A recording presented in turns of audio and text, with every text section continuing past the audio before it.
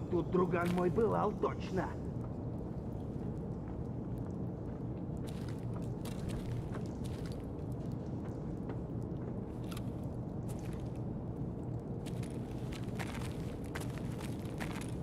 Быстро!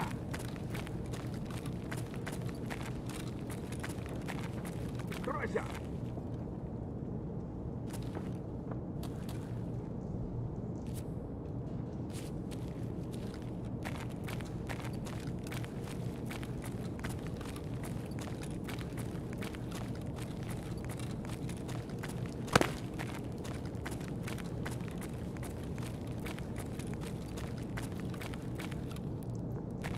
Вот он!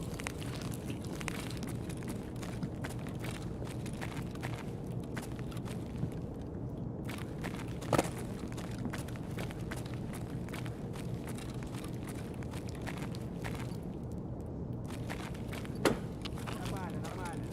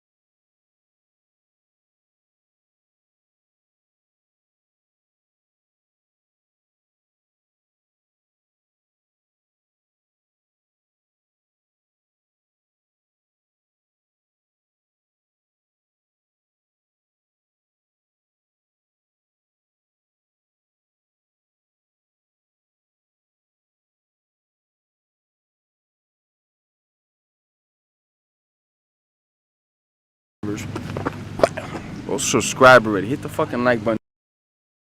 And subscribe before I knock your ass out, man. I ain't fucking with you, man.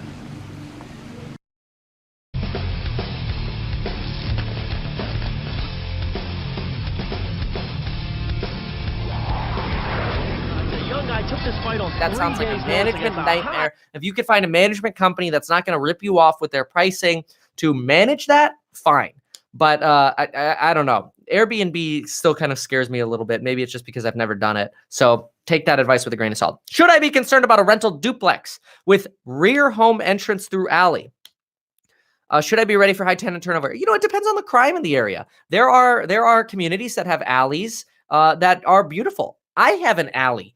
So it just depends on a crime and the people's impression. What happens in the alleys? Do little 5-year-olds play with soccer balls in the alley? Or do people sell drugs in the alley? So, you know, there's your answer as far as what you got to apply it to your own area. Housing is going to take a dump soon. Be patient, everyone. Oh, Isaac. Yeah, maybe. I mean, I think 8 to 10%. But a lot of people are leaving me comments going, no way, Kevin, you're stupid. It's going to be 30 to 40%. I don't see it. I don't see it because loans are still too high quality. All right. I rent out at $395 and $420. That's the only way I don't have trouble renting it out. Ruby, I must have missed your prior comment. Housing's okay. We talked about that. Why do selling agents not provide the income and expenses for many occupied investment properties? Do they really think people will make an offer without an idea of the NOI? Okay. Really good question.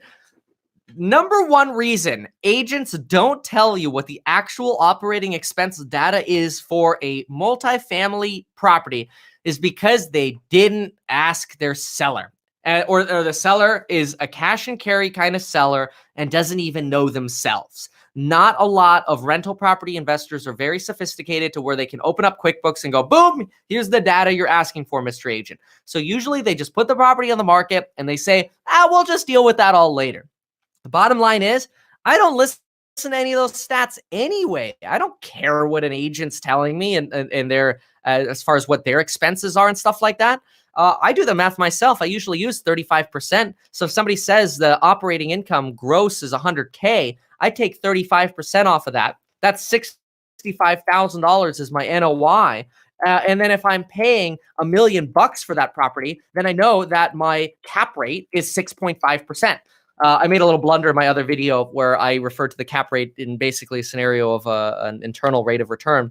But that's how I figure cap rate is take the purchase price or take the expense. Sorry, take the income, 65% divided by the purchase price. There's your NOI. Or there's your cap rate. Your NOI is watered down by 65%. Thank you so much, Ryan. Cost per square footage, a good way to know price. If you're asking me a question, which I think you are, my answer is on commercial, office space, anything that has very similar square footage, like an office. Every square foot is almost the same. Or a warehouse, very, very same cost per square foot because every square foot is the same. But cost per square foot sucks in residential because the bottom line is if somebody has an extra bedroom, and let's say a house is selling for $400 a square foot, and then the neighbor's house has an extra bedroom, one extra bedroom. It's not worth 40 grand more. Maybe it's worth $15,000 more because it has an extra bedroom. So there is a significant decline in how well price per square foot can be used for residential property. The correct way to adjust for pricing in real estate is to take the property that you are looking at, look at properties that are within 10, maybe 15% of the square footage of that property. So you have a 2,000 square foot property, look at stuff between 1,800 square feet, 2,200 square feet. For that, little bit of adjustments, the 100 square feet, the 200 square foot of adjustments, I usually use, and it's market dependent, but in my market, I usually use $80 to $120 per square foot to adjust the price of those properties, which is oftentimes a fourth of what the actual market value is for the whole property. But that's because you have one kitchen, one bathroom, you're not adding on another pool. It doesn't take into account for the quality of upgrades. There's so much that cost per square foot doesn't tell you. Cost per square foot is beautiful in commercial. Top. That's the number one thing people care about. And it works for commercial. Do you think about Jordan's book on the Way of the Wolf? I got to check that out. Can I be eligible for zero down payment? If you are a veteran, you could be eligible for zero down payment. If you are somebody that makes less than the median income, you can be eligible for a zero money down thing. What you want to look for is go to lenders and find offers that suggest you could get into moderate or affordable housing. Oftentimes, they have grant programs that can help cover your down payment. Yeah, big difference in Ventura alleys and LA alleys. If you have an 800 credit score, that's an indication you aren't doing enough deals. That is so true. That's funny because I run my credit all the time and I freeze my credit. So it's a pain in the butt. I have to unlock my credit all the time. And it's a hassle. But my credit score is Lauren's is like maybe 750 and mine's maybe, if I'm lucky, it's 740, which is the minimum I want. And I've never missed a payment. But it's because I run my credit all the time because I'm doing deals. I'm buying property or I'm applying for loans. And that always depresses credit score. So let's see. Do your numbers carefully in Cali. Agreed. If I make cash flow today, is it still good to buy? Of course. Absolutely. I think it'd be great if you can make cash flow today. It's tough out there right now. I don't know much about USDA loans. I would definitely check for things like prepayment penalties, amortization time frame. You're gonna have a balloon payment. Never do negative amortization loans. What is your opinion on buying a pre-foreclosure auction? I made a video on pre-foreclosures, but if you could get an auction like an auction.com or House or Zome auction, those could be good. Pre-foreclosures are usually a little bit of a misnomer in terms of how they're listed on Zillow, and I don't like that about Zillow. In fact, there are a lot of things I don't like about Zillow. I use Zillow, and a lender called me. Is it considered a local lender? Not necessarily. I would, just ask them. And you could just look up their license number and see where their office location is anyway. I put our own expenses in calcs. Lots of mom and pop owners are such bad landlords. Yeah, that's oftentimes why they're selling, because they're tired of tenants and toilets. And that's why I always recommend people have a manager. Hard money is money from private lenders, not a bank. Very true.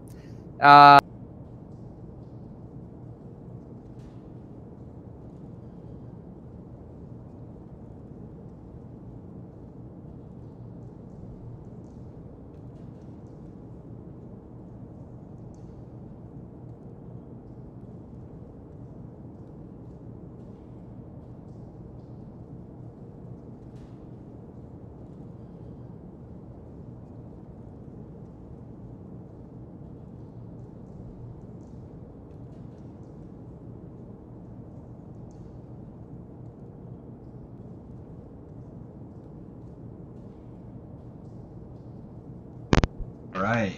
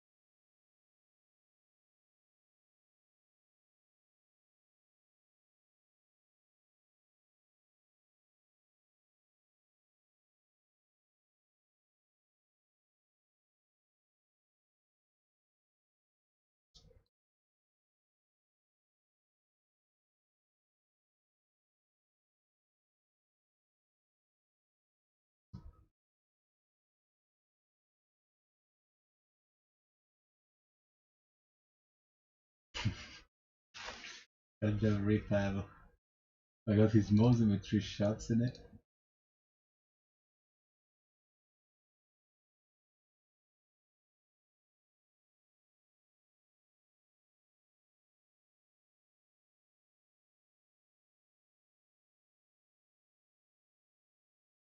Symbolic.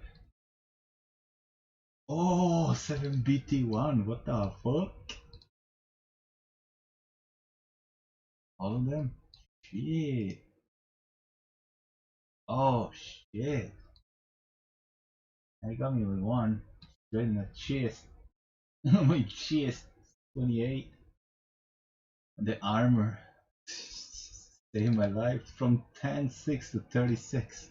He shot 2 times though. I think he only got me once. He missed one.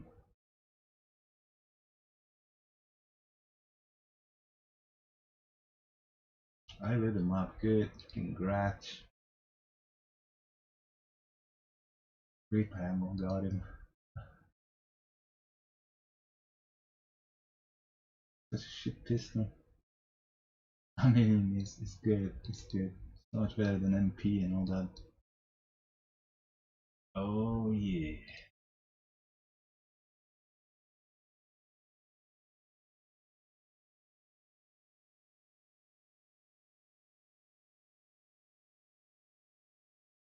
Got the most seen infantry.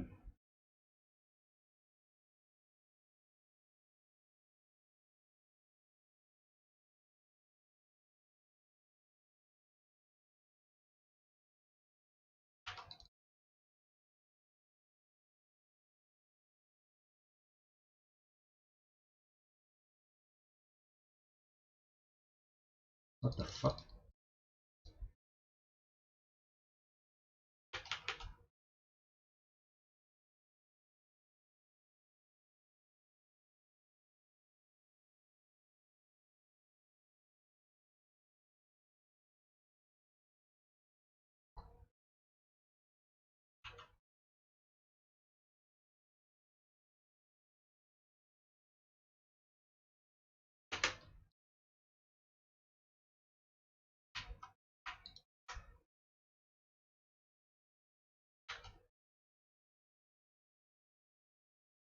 Hey, I got one.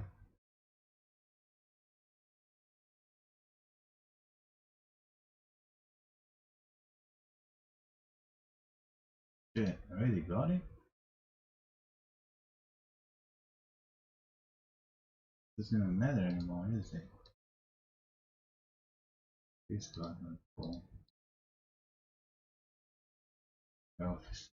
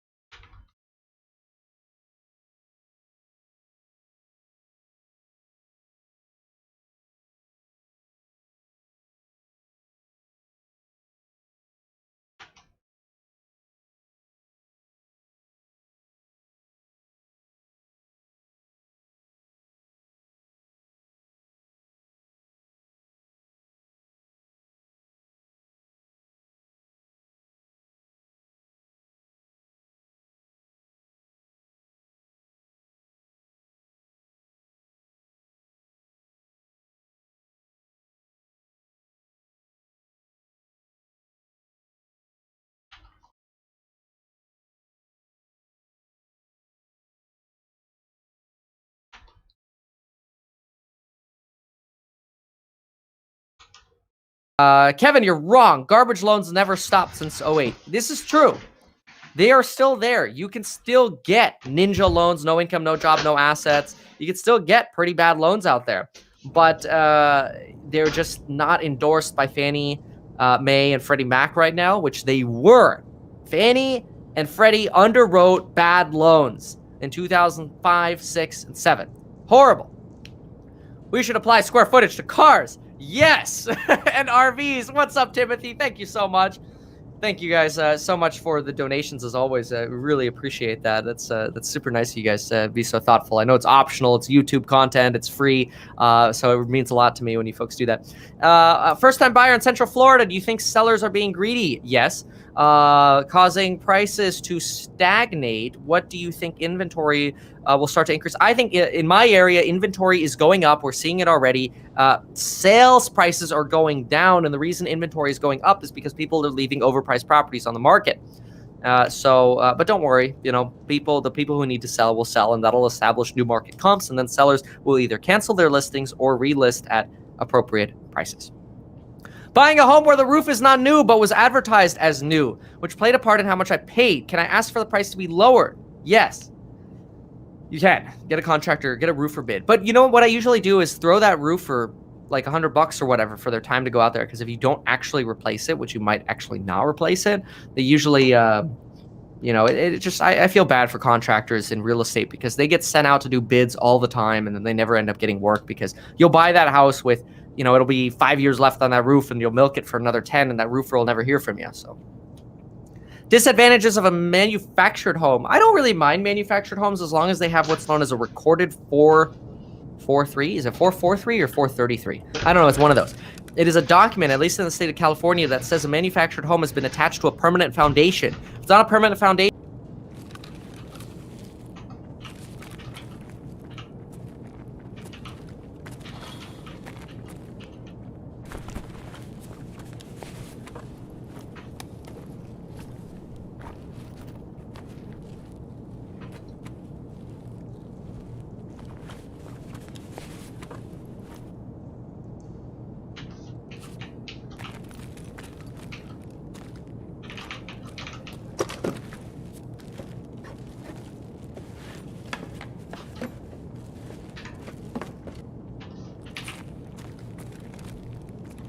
Сейчас все толкну и в стрип-бар.